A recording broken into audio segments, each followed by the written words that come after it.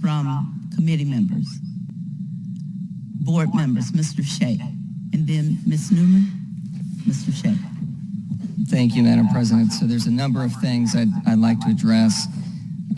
There's no misinformation in here. I'm happy to go back and talk about that issue later on, but there's no misinformation. Regarding some of the resolved clauses, I think you really need to actually read and process the language. And I think Mr. Toll, I think he made some of these points already.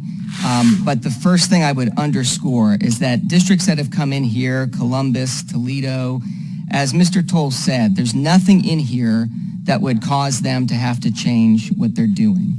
And I would highlight a few things that have actually been taken out by Mr. Toll. So one, under the Department of Education regulation, he's taken out the line that says the state board urges districts not to amend local policies or procedures based on these guidance documents. When I crafted that language, the intent was not to say you can't make a change. The intent was to say don't make a change pointing to guidance documents. So that was the intent, but he struck that out, and that's fine. Another thing that's been strengthened, be it further resolved that the superintendent's cover letter shall also indicate Ohio's status as a local control state and the letter's purpose of informing schools and districts, not compelling them to take a particular course of action. I think it's very, very clear. It couldn't be any more clear. I want to get to the issue of confusion.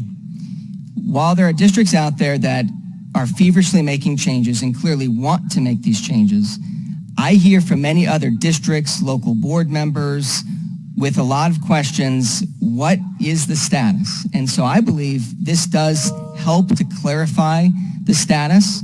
I'd like to have a discussion about the Department of Agriculture and Education as well. So currently the Department of Education regulation, as Mr. Toll already mentioned, the guidance documents have already been enjoined multiple times. And as he said, this has happened multiple times before, including going back to the Obama administration. The most recent regulation that's been proposed received over 240,000 public comments. So as he suggested, that's going to take a long, long time to go through and to work out. I want to highlight which Vice President Manchester brought up. I think it was Mr. John Stover who sent to the board a 33-page opinion, actually public comments that were submitted as part of the public comment period by Attorney General Yost, and I believe he had 19 or 20 attorneys general, basically saying this is our view, and if you continue down this path, you'll force us to file another lawsuit. So that's the Department of Education. Now, the Department of Agriculture, once again, this resolution acknowledges that it's in effect. However, it's the same rationale that the Department of Agriculture is using that has already been struck down multiple times before, and that's Title IX and gender identity. And the resolution simply mentions that Ohio's Attorney General, the top law enforcement officer in the state of Ohio, has said this is unconstitutional. And to board member, to Vice President Manchester's point, I mean, if the top law enforcement officer is willing to say this, and we think these things are harmful and problematic for kids, why wouldn't we be willing to say that as well? I want to make a point about the risk.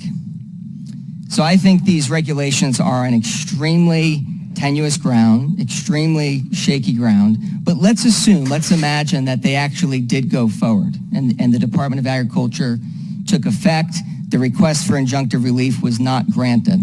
Well, what's the process in that case? What would happen to the state of Ohio? You talk about loss of federal funds. What would happen?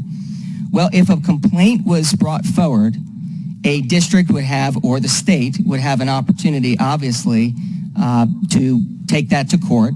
There is a lengthy appeals process.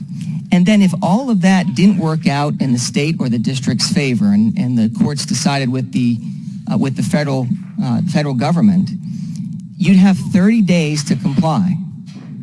So the risk is exceedingly low. Does everyone know that There's never been a single state or district or school in the history of Title IX that has actually lost federal funds because of a Title IX finding. Not one single time. And with all this litigation on the table, with what's going on with Ohio's Attorney General and 21 other states, we think this is going to be the first time that the state of Ohio and Louisiana and other states or individual districts actually have a judgment against them where they lose federal funds. That seems exceedingly, exceedingly unlikely. I'll leave it there for now. Thank you.